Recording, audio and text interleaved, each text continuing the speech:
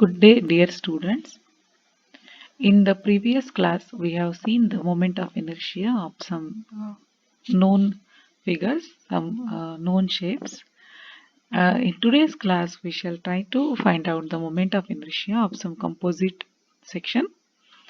Uh, from yesterday's class, we have seen that moment of inertia of a semicircular lamina that is equal to half of the moment of inertia of a circle, and that is how we know that for circle the moment of inertia in terms of radius is pi r to the power 4 divided by 4 is equal to, in terms of the diameter, pi d to the power 4 by 64.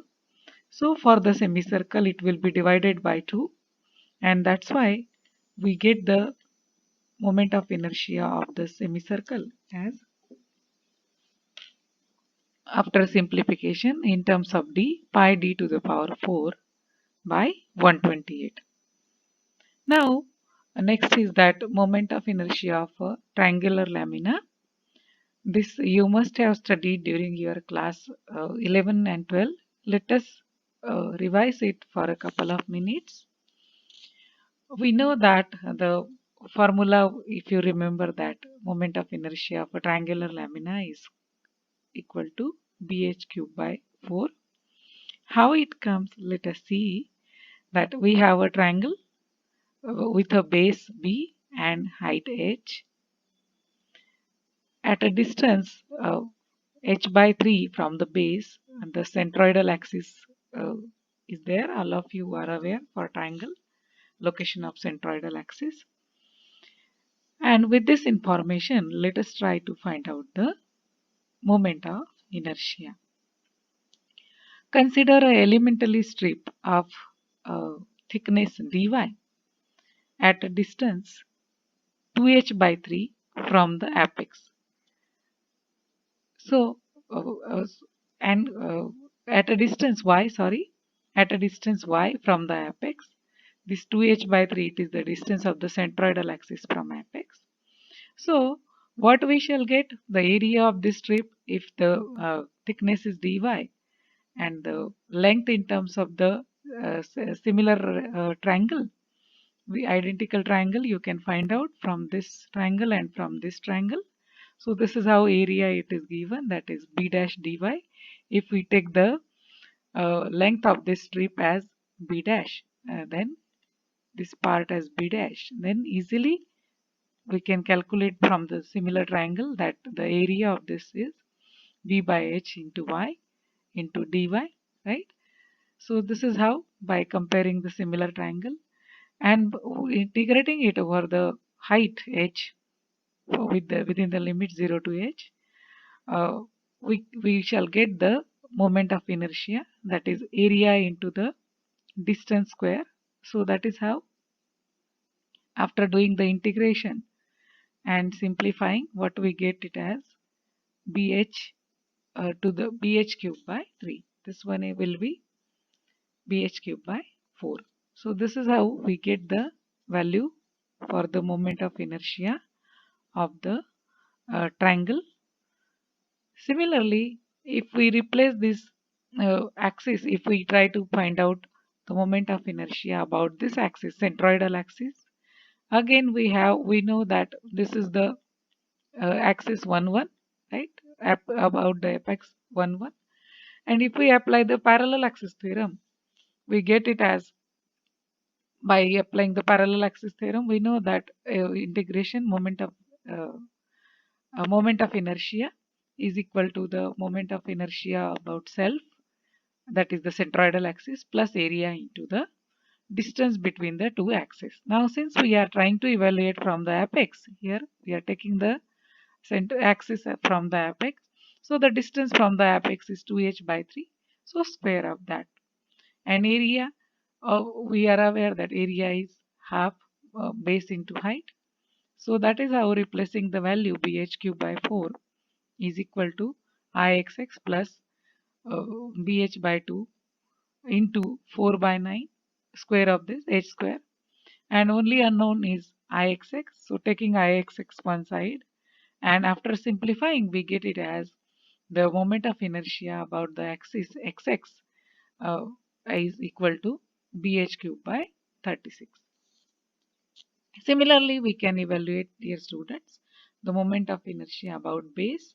Now again, same thing here by applying the parallel axis theorem again and putting down the values, we can evaluate the moment of inertia about base BC, right? So this is how we get the value as BH cube by 12. You can do this calculation yourself, and after simplifying, we get the value as BH cube by 12.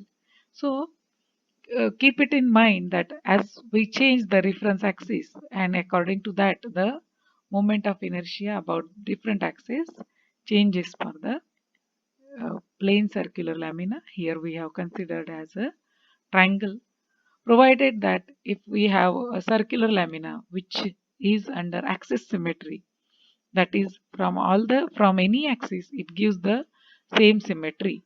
In that case the moment of inertia we get it as Izz is equal to Ixx plus Iyy, and that is equal to polar moment of inertia we get, isn't it? So we shall see it.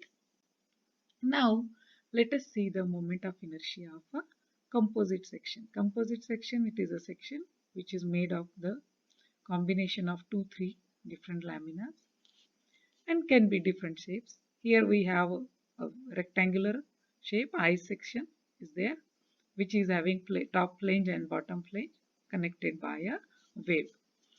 Now, in order to find out the moment of inertia, we first of all we have to find out its CG, center of gravity. So let us divide this lamina. Let us give it in three parts, that is three rectangles, 1, 2 and 3, and let us try to locate the CG of the each part physically. So it will be, since it is symmetrical, so it will be middle of this. Similarly for this section 2 it will be middle of this rectangle, and so for the rectangle 3.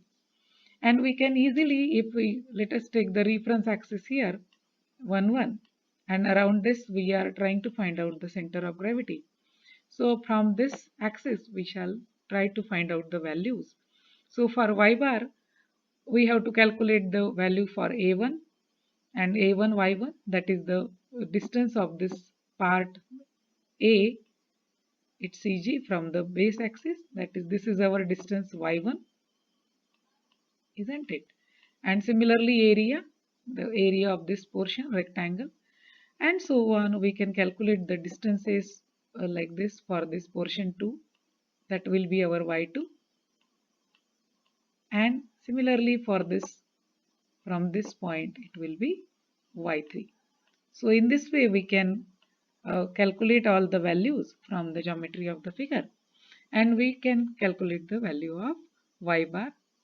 So here if you write it in the form of table, it saves our time and it becomes convenient to trace the values. So here you can see first of all by the observation that this composite figure, it is symmetrical about the y-axis. So if you put here the line of symmetry, you can find it is symmetrical about y-axis. So we have to calculate the value of Ixx and Iyy. In this case, while calculating the value of Iyy, directly you can add the moment of inertia of these three, and so on. Let us see how to calculate the value of Ixx. So if we do it in the tabular form, you can you will find it very convenient. So area of the three parts 1 2 3, as we have denoted A B C D and E F G H, or 1 2 3 so on. Then the centroidal distance y from the reference axis 1 1 we have taken, and ay square we can calculate here itself in the tabular form, so that in the while applying the uh, parallel axis theorem you can directly readily put this value of ay square, and ay you will require for the calculation of the centroid distance uh, of the point centroidal axis, that CG point we can easily calculate. Since it is symmetrical about y-axis, we know that it will lie on the y-axis itself. And this is the distance from the with reference to the x-axis. We can calculate by putting this value. Similarly, self moment of inertia we can calculate readily, as I told that it is symmetrical about the y-axis. So summation of this, that will give us the value of Iyy directly. Now let us calculate the values of the moment of inertia. Now here we know that the centroidal axis distance we know that is the y bar 55. We can calculate and we can put it in the formula. Similarly, moment of inertia about this axis 1 that we can find out by applying the parallel axis. As I told that I self ready value we can put, and a y square y bar square just now we have calculated in the table. So in this way, moment of inertia about axis 1 we get it as by applying the parallel axis theorem. You can do your own calculation, students. However, we know that this value is equal to, again by applying the parallel axis theorem, it is equal to Ixs, that is plus ay square. And if you put recheck, you can check the value again, you will get the same value. Now for the calculation of the moment of inertia about horizontal and vertical axis, for a given section we have here a T section, you can see, students, and for this problem it is simpler than the previous problem in the sense that here if we try to divide it into the known shape, you will get only two shapes, that is two rectangles 1 and 2. So like this, and we can choose the reference axis as a bottom, right? So let us try to find out. Here it is done as reference axis given, and the parts are divided into two rectangles, rectangle 1 and 2, and you can separately calculate the dimensions of the rectangle from the given reference diagram as 20 by 60 and this one as 20 by 40. Now again for doing the calculation of the CG, since it is symmetrical about y-axis, so it will lie here, and physically you can locate the CG of the individual rectangle here, isn't it, at the center, and the CG will lie here for the entire figure on this axis. So that is distance is y bar. How it has come? That from the formula that we know that y bar is equal to, value of y bar is equal to a1 x1 plus a1 y1 plus a2 y2 upon a1 plus a2. So this formula all of you must be remembering, right? So by putting this value, you can easily calculate. Again, you can tabulate the values to save your time and to make our calculation easy, right? So in this way, you can calculate the value of y bar. Let us write it in the form of a table. Here the values of ay bar are calculated, right? And so we can calculate the value of y bar directly, that is 38 mm. It is located here, as you can see here, it is located. And now this value, it is our centroidal axis, and this centroidal axis we will try to find out the moment of inertia from the base, and that's why we shall require the value from the centroidal axis. So here, as you know, to find out Iyxx and Iyy, we can use the parallel axis theorem. For Ixx, as you know that the formula is BD cube, that is I self plus area of the section and the square of the distance, that is the distance between the centroidal axis and the reference axis. Similarly for the second section, second part E2, and adding this, it will give us the value of Ixx. Similarly for Iy, as I told that it is symmetrical about the y-axis, so directly you can sum up the values of the moment of inertia self, that is BD cube by 12 and DB cube by 12, and you can get the values, right? This is here, you can do your own calculation. In our class, I hope that you have already written the values. So next is, dear students, the figure which is not symmetrical about any axis, neither x or nor a y axis. So in this case, we have to apply the parallel axis theorem for both calculation of Ixx and Iyy. Now, as by the figure, you can again divide it into two parts. Here it is divided, right? So two rectangles. You can see here it is 1 and 2, right? And also by applying the formula, you can calculate the value of Cg first, y bar, right? Also the value of x bar, and again the formula is same. Y bar is equal to x bar is equal to a1 x1 plus a2 x2. Since here we have only two part, right? Upon a1 plus a2. Same thing for the value of y bar calculation, you can apply. Y bar is equal to a1 y1 plus a2 y2 upon a1 plus a2. So if you form again a table, in the common table you will have the values of this one, a1 and a2 ready value you will get, right? A1 a2, similarly y1 y2 in the tabular form it will be easy. So let us see, let us do that. See it here, area of the each rectangle, it is done. Similarly, centroidal distance for the x and centroidal distance for y it is done, and the value of ax and ay. Again, to use your work, dear students, you can again add a column here, and ax square and ay square also you can add into that. So those ready value you can use. Now for the calculation of centroidal distance, here you can put these values readily as summation ax and summation ay, and again the summation of a, and can easily get the values of x1 y1, right? That is what x bar and y bar are evaluated here. Now let us use those values to calculate the moment of inertia.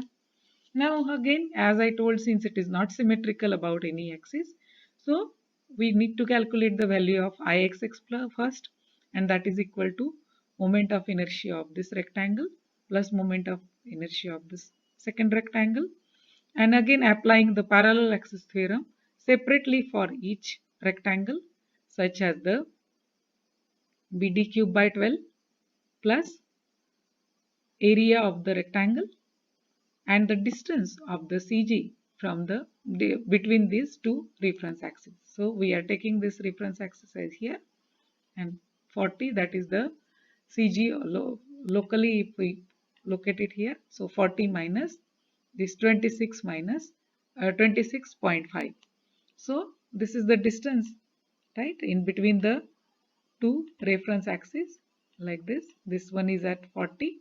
So this distance, right? Similarly, for the second rectangle, if we try to locate it physically, it's CG here, right?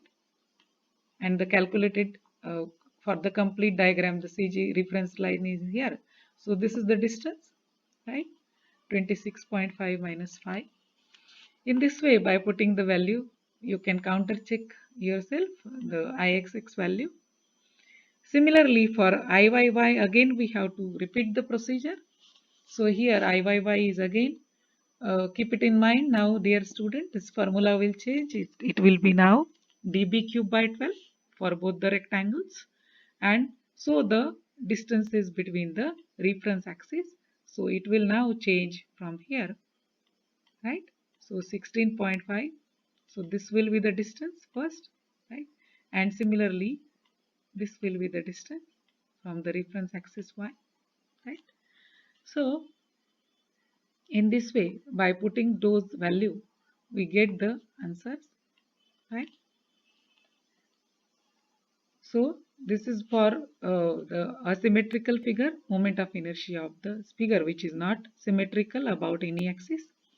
Now let us see another interesting problem here. In case if there are a hole, we know that the moment of inertia. Center of gravity, we have calculated that for a hole it is deducted. Similar thing is applied for the calculation of moment of inertia. That suppose it is a centroidal, a hole is there from this lamina. So we have to deduct the value of this hole from the moment of inertia of this shaded portion for the complete portion, so that we can get the moment of inertia of this remaining portion. So let us see how it is done. By observation, you can see, dear student, we can easily divide it into the different areas. That is the area of, you can see here, this one is a right angle triangle. So you can easily show it as part 1. Similarly, this will be our part 2, and this circle will be, this semicircle will be our part 2, and this circle will be our part 3. So moment of inertia, you can easily write down that moment of inertia of the shaded portion is equal to moment of inertia of part 1 plus moment of inertia of part 2 minus moment of inertia of part 3, isn't it? So let us do it. So you can see here that moment of inertia of a triangle. We remember the formula now. Just now we have seen that moment of inertia of a triangle about axis A, right? So that is equal to about its base, that is BD cube by, for this triangle this is axis A is a base. So it is BD cube by 12. I have forgotten to write the denominator part. You kindly add it like this, and you do the calculations yourself and check your answer. So this is the moment of inertia for the triangle. Same thing we have to do for this semicircle and for a circle. We can see, student, that for this semicircle the moment of inertia, just now we have seen the formula, that pi by 128 d to the power 4. Here the diameter of the semicircle is 80 millimeter. So putting down all the values and doing the calculations, we get the answer. You can do your own calculation and you can check your answer, dear students. Now similarly, for the circle, if you see here, this is the circle having diameter 40 millimeter, and we know the moment of inertia for the circle is pi d to the power 4 by 64. So replacing the value of the diameter as 40, we get the value as 1,25,664 millimeter to the power 4. Again, you can do your own calculation. And now the moment of inertia of the shaded area that we will obtain by adding the moment of inertia of this triangle plus moment of inertia of the circle, and by deducting the moment of inertia of this triangle plus semicircle minus circle. In this way, by doing the calculation, you get the moment of inertia of the shaded figure. The moment of inertia of a circular plate. Now here, the thing is that, student, the mass moment of inertia we have to consider when we have to deal with the mass. So you can see here that the mass moment of inertia, that we have seen that when we have a single dimension entity, then we consider its length. Similarly, when we have a two-dimensional entity, that is a lamina, then we consider the area. When we have a 3D entity, we consider the volume. Now here we have the mass involvement, so that is why it is the mass moment of inertia. So we have seen that moment of inertia, area, moment of inertia, isn't it? So here a problem is given, that is a circular plate with, and we have to find out the moment of inertia about an axis perpendicular to its plane.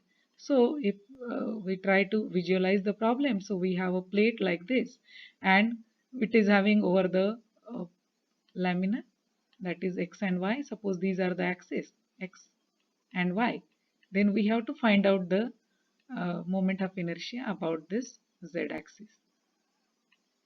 So let us take a elemental strip of the thickness dx, and if we try to find out the this this, it is a ring, isn't it, of thickness x, then the moment of inertia is nothing but mass into the radius square by 2. Here, that mass, if we replace, try to write down in terms of density, then density into volume, and replacing all the value, that is into here r square by 2. So twice pi x, that is the area, and again volume, you can say here, since it is a plane plate, so that is what. So area into its density, since thickness is not there. So integrating, forgetting the moment of inertia of the complete ring about this plane, we have to integrate it over the radius 0 to r. So simply doing the integration and simplifying those values, what we get here, the moment of inertia of this plate is pi rho, again by splitting up this value r to the power 4 into this part, right? So what we get here, that if we show this term is as capital M, right? It is nothing but the mass, right? Because this area, complete area, is pi r square into its density. So the moment of inertia of this circular plate about the axis xx, we get it as mr square by 4. Now you can see, dear student, that this is the axis symmetry when the circular shape is there, because if we take any axis, you will get the mirror image of that. So for axis symmetry problem, we will have the same value as Iyy also. So Iyy will be same. Similarly, Iyy is equal to mr square by 4. You can do it your own integration, and we can find out that Ixx plus Iyy is equal to, that by doing the summation, is equal to mr square by 2. And now it is nothing but the polar moment of inertia. So that is what this is nothing but the value of Izz. If you remember the perpendicular axis theorem, dear students. So it is nothing but this value is the value Izz, as I told that for a plane circular lamina over a plane x and y, if we have, then the for the perpendicular axis, if this is the axis, then we know that Ixx plus Iyy is equal to Izz. So we, by applying that formula, you get the value about z-axis, right, directly. So this is nothing but the value that we require, right? So this is what in today's class, as students, we have seen the moment of inertia of some plane area, a plane shape. Then we have seen that for mass moment of inertia, we have to consider the mass of the section. In this way, you can evaluate the mass moment of inertia of some known figures, dear student, for the conical shape, for the hollow ring. Like that, you can do it yourself. And that is how we have completed our third module here. Here, one note I would like to say, that if we keep in mind that how we need to do the integration or the part, that is, if we have a single entity, then we take the linear dimension. That is, if we have a single dimension, linear dimension.